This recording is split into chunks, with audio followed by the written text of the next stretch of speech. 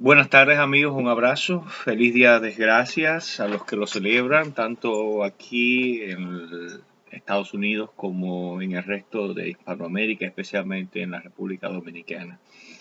Me contaba mi hermano, amigo, un ser humano extraordinario como es Juan Rivera, quien es catedrático universitario, encargado de la Cátedra de Literatura en la Universidad Autónoma de Santo Domingo, quien acabo de llamar a través de WhatsApp para tener un conversatorio sobre algunos tópicos que tienen que ver con la cultura dominicana, con las artes en general y con el oficio de gestor que tan diligentemente lleva realizando Juan a través de la organización de eventos como fue este congreso de lingüística y de literatura en la República Dominicana.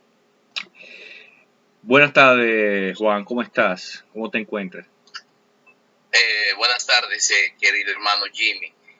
Muy bien, por la gracia de Dios, tranquilo, acabando de terminar un evento, como bien has dicho, que fue el tercer Congreso de Lengua y Literatura en la Costa.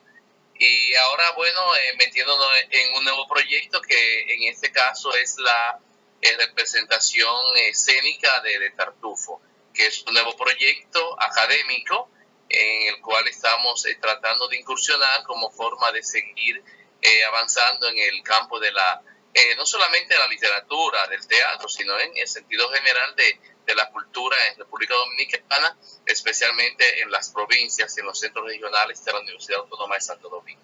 Sí, yo siempre he admirado mucho esa idea tuya de descentralizar, de sacar de lo que es la capital, las actividades culturales, las actividades que tienen que ver con la literatura y llevarlo a los pueblos. Y tú has hecho mucho esfuerzo en ello y yo te abrazo y te respeto mucho por ello porque hace falta en nuestras comunidades, especialmente en estos centros que están un poco alejados de lo que se mueve en la ciudad capital.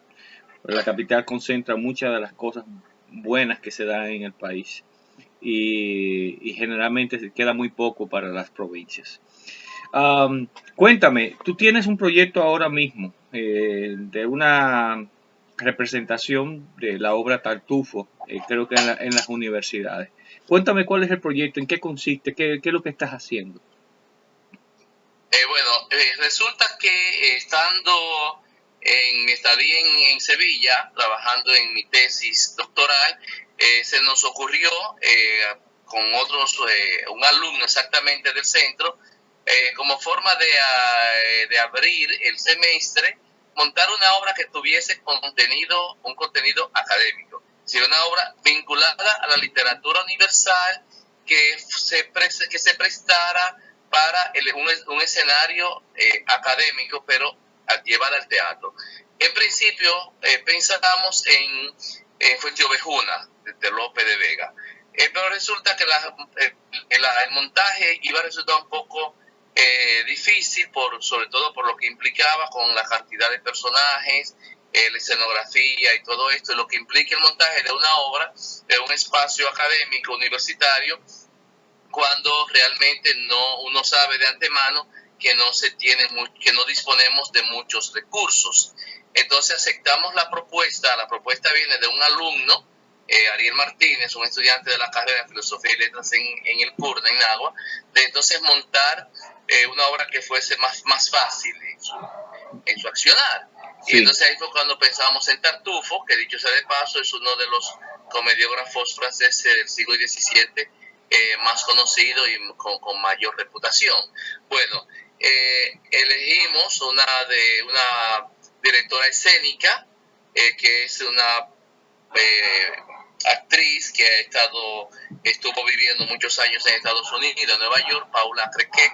Ella accedió, porque ella también está en Agua, intentando también impulsar algunos proyectos culturales, algunos proyectos escénicos. Ella aceptó la dirección escénica de Tartufo o El Impostor de Molière. Se convocó a una serie de jóvenes vinculados al centro, al centro UAS Nagua, porque como te decía en principio, es una obra universitaria. Es un trabajo para los estudiantes, pero también para la comunidad en sentido general. De ahí surge la idea. Estamos hablando de que tenemos ya más de 5 o 6 meses organizando la puesta en escena de la obra, con la mayoría de los actores que participan en ella, en el elenco, no son actores profesionales, son aficionados. Entonces Paula, aparte de dirigir, se ha convertido prácticamente en una especie de maestra de teatro de estos muchachos, donde podríamos decir que la mayoría son estudiantes de las diferentes carreras que se cursan en el centro. Otros son ya egresados del centro, de UAS Nagua, y lamentablemente, lamentablemente no, el asunto es que todo se está haciendo con el esfuerzo individual de los que participamos en ella. Porque lamentablemente, eso ahí sí tendría que ahora decir, lamentablemente, la cultura en ese país, como tú bien sabes, Jimmy, lo saben los amigos que puedan escucharnos después, la cultura tiene muy poco apoyo.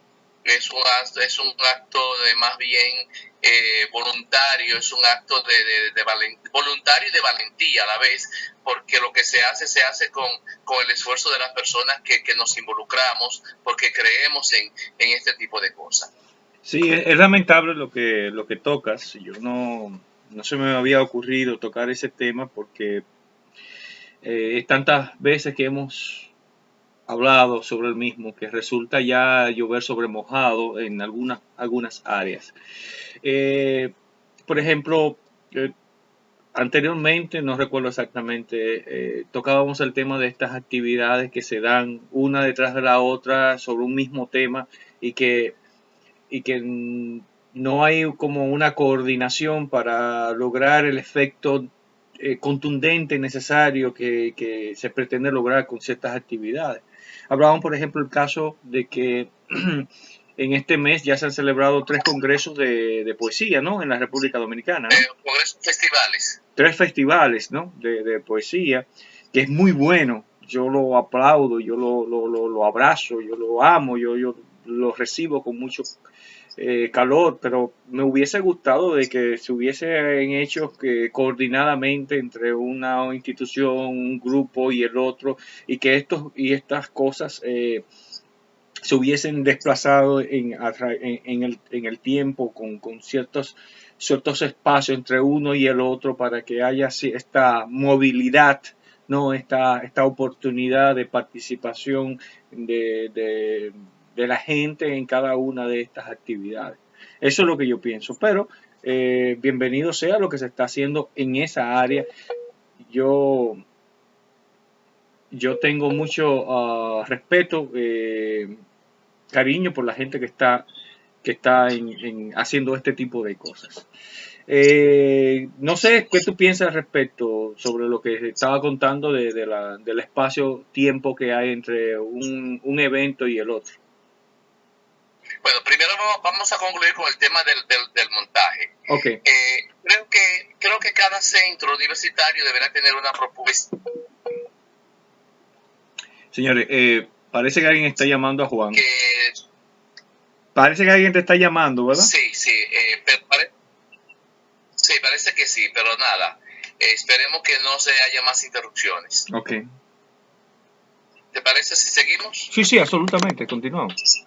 Bueno, mira, creo que realmente los centros, las instituciones necesitan programas. Que se hagan 3, 4, 5 eventos en un mes es fantástico. El problema es que actuamos como si fuésemos islas. Cada institución es una isla, incluso cada gestor cultural es una isla, entonces no hay una apuesta en común. Eso en todo caso lo que podríamos ver. Yo no puedo entender cómo en un país donde siempre somos los mismos, los que participamos en casi todos los eventos, en menos de un mes tú tengas 3 festivales de poesía, por poner un caso. Sí. Sería fantástico si se pudiera hacer un solo festival, pero a nivel nacional, con todo el apoyo de todas las instituciones y que sea algo mucho más aglutinador, no sé, que pueda lograr un mayor impacto. Pero nada, lo importante es que las cosas se hagan. Cada quien tiene su forma. Yo entiendo que, de hecho, cada evento de esto, donde, dicho sea de paso, vienen invitados internacionales, tiene sus ventajas, pero creo que llegará el momento en que necesitaríamos un plan de acción para que las cosas se hagan de la mejor manera posible. Así sea. Mira, yo estaba leyendo, hace unos días salió un artículo en el periódico, no recuerdo yo si fue el Hoy o fue otro, no sé si el Hoy todavía sigue funcionando como periódico. Yo realmente estoy vinculado totalmente sobre sí, sigue apareciendo, sigue siendo publicado. Bueno, leía con cierta sorpresa de que el Ministerio de Cultura y la Cancillería Nacional habían firmado un acuerdo para que las embajadas y consulados a nivel mundial, ¿no? Supongo en los países en los que nosotros tenemos relaciones y entidades diplomáticas, o sea, embajadas y otro tipo de oficinas, ¿no? Para los criollos y para todo el interesado en viajar o tener negocio en la República Dominicana, se conviertan en agentes culturales que promuevan la cultura dominicana, que hagan actividades, que hagan festividades, que una serie más de cosas. Yo realmente lo veo bien siempre y cuando tú comiences a hacer algo que sea novedoso. Pero resulta que cada embajada, es lo que yo pienso, cada institución, cada consulado tiene sus delegados culturales, no sé cómo es que le llaman, si son agregados culturales, e incluso hay agregados deportivos en las embajadas y en los consulados alrededor del mundo.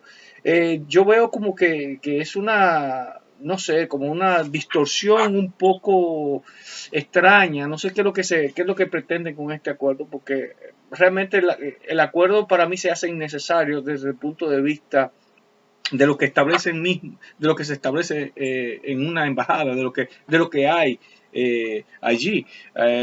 Aquí, por ejemplo, en la ciudad de Nueva York, a pesar de que hay un comisionado dominicano de cultura que es para todos los Estados Unidos, que trabaja no solamente en Nueva York, sino que está muy presente en la ciudad de Boston, que hace actividades en Miami, que se mueve a distintos lugares, que incluso tiene relaciones con las comunidades dominicanas, las más establecidas, Chicago, Nueva York, Florida, no sé qué otro tipo de cosas. Entonces ahora, como siempre, yo conozco dos agregados culturales dominicanos que trabajan en las embajadas, pero que no saben nada de cultura. Entonces yo lo que me estoy preguntando, ¿qué es lo que pretende hacer el señor ministro con este acuerdo tanto un ministro como el otro? Tanto Berger como Vargas Maldonado, con un acuerdo que para mí ya está más que establecido desde tiempos inmemorables, desde la fundación misma de cada embajada, porque tienen su gente ahí. ¿Y quiénes son? No sé, realmente no sé quiénes, pero ¿para qué el acuerdo cuando todo ya está preclaro y establecido? ¿Tú tendrías alguna idea, algo de lo que yo te estoy hablando o no? Sí, conozco la noticia, vi la información, pero coincido totalmente contigo. Acuerdo sobre proyectos de gestión cultural, porque es un proyecto de gestión cultural. Eso ya está, como todos sabemos, desde hace muchísimos años. El problema está justamente en el hecho de que a veces te designan en un puesto. A veces no son más, y que me disculpen algunos, que una forma quizás de colocar a algunos amigos en una posición determinada, cuando ya quizás eso lo que implicaría también sea la duplicidad de funciones, porque sabemos que ya hay personas ocupando, como tú bien dijiste, el cargo en lo que se llaman los agregados culturales, que han existido de toda la vida. Y dicho sea de paso, hay agregados culturales y consejeros culturales en las diferentes embajadas. o consulados, qué sé yo, que ni siquiera saben de cultura. Bueno, de cultura en el sentido de formación académica y que tenga que ver con el área a la cual corresponde. Porque a veces son gente totalmente divorciadas del tema cultural o de una agenda que tenga que ver con la promoción de la cultura en un país determinado. Perdona que te voy a hacer que establezca qué debe hacerse, qué es necesario, qué es indispensable, qué es lo que se necesita. Entonces, ¿por qué razón? Bueno, porque no hay programas claros, no hay programa de gestión. Yo conozco un caso muy especial, muy sui generis. Me lo voy a reservar porque la persona es amiga mía. Pero él es agregado cultural dominicano en un país. Me voy a reservar esto por un asunto de delicadeza, ni siquiera es ni siquiera es moral. Y el muchacho, el joven que está en eso, es casi ágrafo, sabe muy poco de escritura, de literatura, de arte, pero está ahí, es un militante, es un gran accionador político y uno se tiene que tragar esto porque uno respeta al ser humano, porque yo entiendo que es una buena persona, pero lamentablemente está ocupando un puesto que no le corresponde porque no está preparado para ello. Y eso pasa en todas partes, eso está pasando en todas las cosas. Tenemos, por ejemplo, un servicio consular muy especial, sui generis. Yo sigo sin comprender muchas cosas, por ejemplo, el caso de las embajadas, por qué el país no ha procurado, como lo hacía Trujillo, ¿no? Que tener sus propias sedes, comprar sus propios espacios, aunque sea a base de empréstitos, como viven tomando préstitos para lo que sea. Pero aquí se está pagando muchísimo dinero, tú no te imaginas cuánto, no voy a ofrecer cifras porque no las tengo en las manos, pero sí sé que es muchísimo dinero, por ejemplo, por, la oficina que ocupa el consulado dominicano ahí en Broadway. Y por el mismo comisionado se está ofreciendo. Yo me imagino que con ese dinero que se está pagando mensualmente de alquiler por esas oficinas, por esos espacios, pudiese conseguirse un buen edificio y remodelarlo y colocar allí estos servicios consulares y las actividades mismas de cultura y que sean propios y que se vaya pagando mensualmente, qué sé yo, un loan, o se vaya pagando lo que es eh, esto con ese mismo dinero que se busca para pagar renta. Por ejemplo, te estoy diciendo cosas así. Yo no digo que las embajadas necesiten trasladarse a esos lugares, pero por lo menos tengo, por ejemplo, aquí en la ciudad de Nueva York, el consulado de Ecuador está en Queens, no está en Manhattan. Y entonces todo el que necesita hacer trámites para la embajada de Ecuador tiene que viajar a Queens, aunque solamente cruce un puente, pero es Queens. Entonces, porque el espacio es nuevo, porque las condiciones económicas se lo permiten, porque hay entendimiento de que se puede ahorrar con ello y se puede tener algo que va a tomar plusvalía. Siempre va a estar el mercado de los bienes raíces en todas partes del mundo, siempre es algo interesante. Pero eso de estar alquilando toda la vida, ya eso son otras cosas. Es una crítica, ¿no? Que pretende ser sana, ¿no? Que nace. Bueno, es una crítica sana, Jimmy, pero es una crítica también un poco peligrosa en el medio en que nosotros nos desenvolvemos, porque todos sabemos que detrás de esos alquileres siempre hay unos intereses.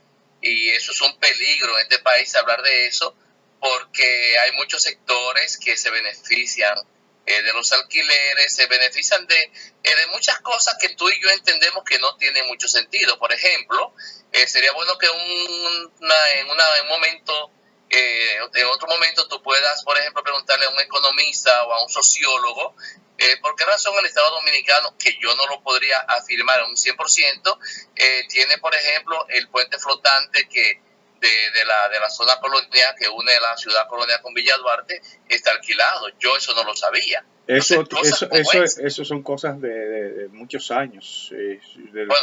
Eso data de los tiempos de Balaguer. Y continúa. Bueno, un puente flotante alquilado.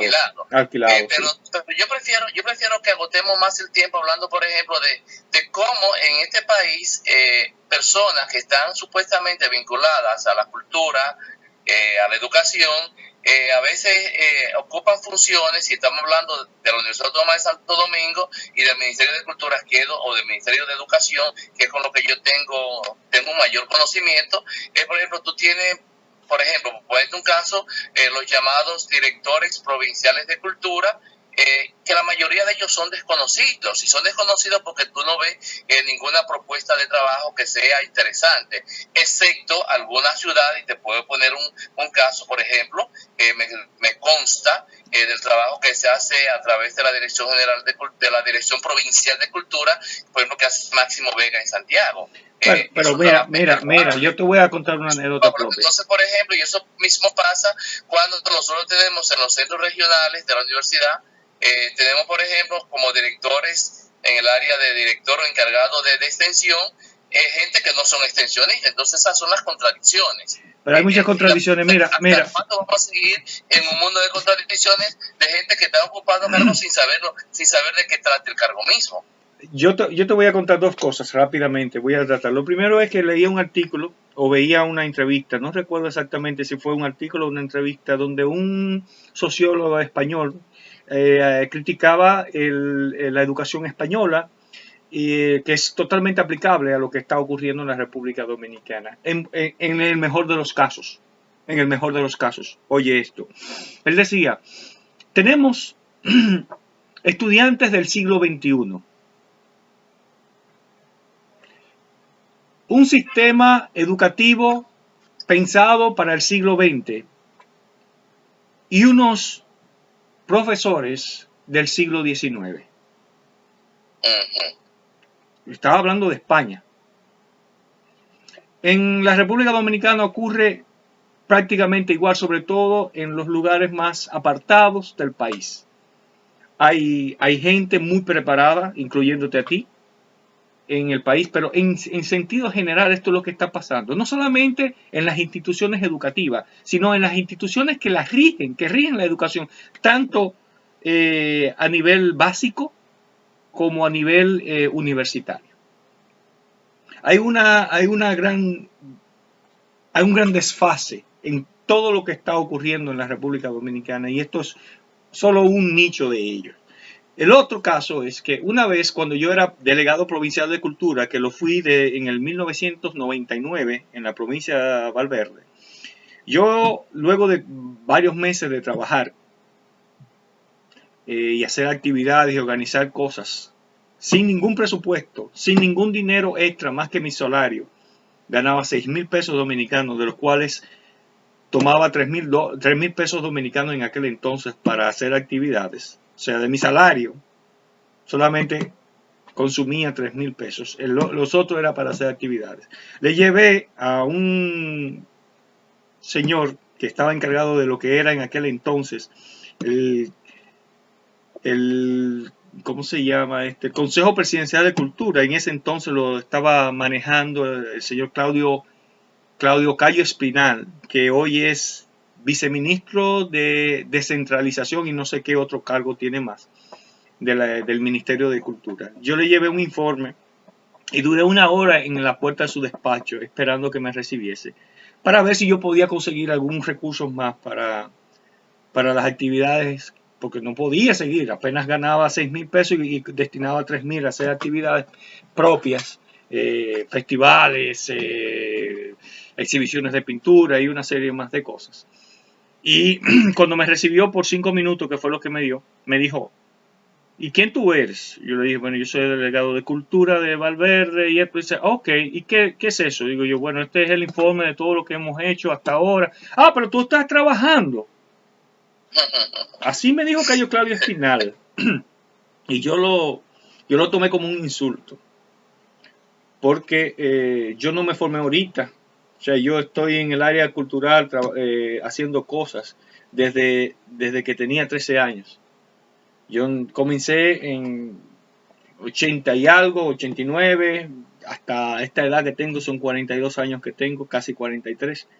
Y siempre he tratado de hacer las cosas por pasión, por amor, por compromiso, por entender de que la única manera que las cosas pueden lograrse es a través del trabajo, a través de la dedicación y a través de, cúnchale, de no dejarse callado ni pisotear de nadie. Y le agradezco bastante a alguien que me apoyó también, y lo voy a decir porque hay que ser agradecido. Había un señor encargado de algo que Leonel Fernández se inventó, que se llamaba Comunidad Digna. Su nombre era Jesús Sosa. No he vuelto a ver jamás en la vida, ni sé de él. Jesús Sosa, ese día que vi a Cayo Claudio Espinal, me lo topé en el pasillo. Y yo iba un poco incómodo y me llamó aparte y me dijo, ¿qué pasó? Dice. Y yo le conté lo que me dice, no se preocupe, yo te voy a apoyar. Y en 2 actividades consecutivas, Jesús Sosa asumó la responsabilidad de buscar los dineros para esas actividades que tenía montadas ya. Hasta el final, ¿no? Cuando fui cancelado y y tuvimos una gran actividad con el entonces encargado de ese departamento cultural, que fue el que gestionó y que creó y que levantó todas las ideas y proyectos culturales que dieron al traste con lo que hoy es el Ministerio de Cultura. Mateo Morrison, les recuerdo que una de las que nos reunió a todos y yo tuve la oportunidad de decirle, vamos a seguir trabajando, vamos a seguir haciendo las cosas independientemente del lugar donde nos encontremos. Y tiempo después llegué a Estados Unidos y sigo haciendo las cosas porque creo en ello y creo en el país nuestro, aunque constantemente se nos decepciona con las cosas que ocurren allí. Juan, yo solamente tengo mucho agradecimiento por ti, no solamente por la amistad, sino por el trabajo que tú haces. Porque te he visto dando clases, te he visto acercarte a los jóvenes, te he visto entusiasmarlos, te he visto preocupado realmente, te veo constante y sistemáticamente pensando y organizando cosas. Esas son cosas que son importantes para un país. Y hoy es día de acción de gracias en los Estados Unidos, pero yo quiero que también sea de acción de gracias en nuestro país, para decirle a la gente como tú que se le aprecia, de que quizás la gente con la que deberían ser mayores agradecidos no perciban la importancia de lo que tú haces. Desde aquí, desde lejos, yo te digo, a ti, a Vitico, a la gente que se han ido, a la gente que siguen trabajando, que se le ama, que se le respeta, que se le bendice y que se le desea lo mejor, porque el trabajo que ustedes hacen es importante, toca a mucha gente, toca a muchas voluntades. Bueno, Jimmy, gracias. Definitivamente 2 cosas para que te concluyamos, porque te agradezco tus palabras, que sé que son palabras sinceras, palabras salidas de lo más profundo de tu corazón.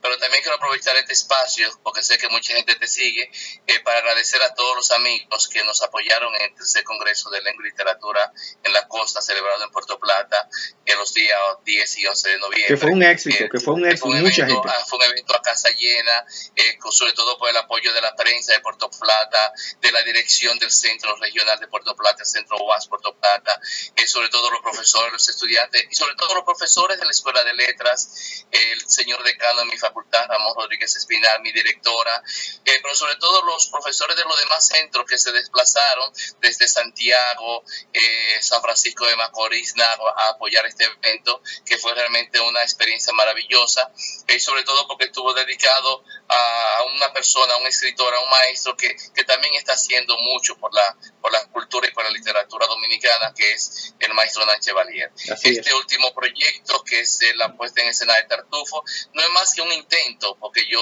no soy actor, dicho sea de paso, yo soy profesor. Pero creo en los proyectos culturales, creo en el arte, creo en el teatro, creo en la música, como forma de enaltecer al ser humano, como forma de crecer como persona. Y por eso este nuevo intento, espero que la persona que escuchen esta entrevista puedan seguirnos apoyando básicamente en la gala de estreno, mañana viernes 24 en el auditorio del Kurda a las 7 de la noche. Así sea, mi hermano. Pues te abrazo, te bendigo, te deseo lo mejor y así seguimos para adelante. Ni un paso atrás, como dicen por allá. ¿Ok? Que así sea. Muchísimas gracias, hermano Jimmy. Bendiciones, bye bye.